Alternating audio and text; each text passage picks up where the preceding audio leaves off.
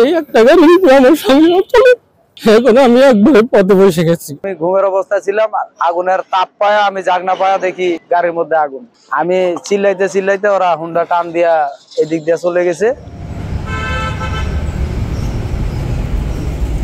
এক প্রাপ্ত উপার্জনের করে এই একটা গাড়ি আমার সংসার চলে। এখন আমি একবারে পথে বসে গেছি।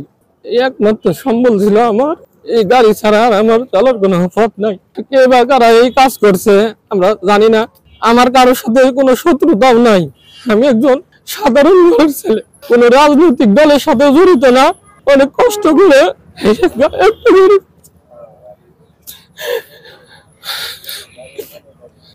আমি আপনাদের মাধ্যমে সবার কাছে সুস্থ তদন্ত করে আর একটা ন্যায় বিচার চাই। আমি কে বা কারা যে দুষ্কৃতকারী হোক, যে বা তাদেরকে আইনের আশ্রয় নিয়ে আমার উপযুক্ত যাতে আমি আর ক্ষতিপূরণ পাই, এরকম একটা আশ্বস্ত আমি মাননীয় প্রধান উপদেষ্টার কাছে যাতে এই খবরটা পৌঁছে দিতে পারে, এটাই আমি চাই আপনাদের মাধ্যমে। গাড়ির মধ্যে ঘুমাইছিলাম, হঠাৎ দেখি আগুনের তাপ আসে আমার গায়ে লাগছে। আমি চোখ খুলে দেখি পুরা গাড়ি আগুন।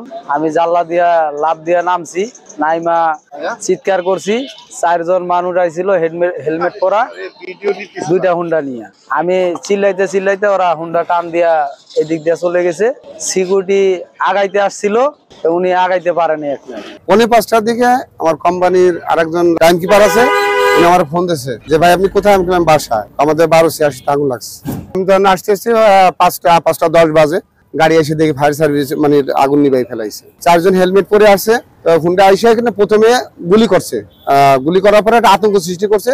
সিকিউরিটি যারা ছিল তারা এখানে আর নাই। তো ওই ফাঁকে ভিতরে অকটেল নাকি দিচ্ছে, দেওয়ার পরে মানে আগুন দেওয়া হয়েছে। আমাদের অন্য কারো ক্ষতি হয় না, যে ড্রাইভার লাভ দিয়ে পড়ে যায়, ড্রাইভার মানে হাঁটুতে সম্মত চলে গেছে, প্যান্ট ছিঁড়ে গেছে।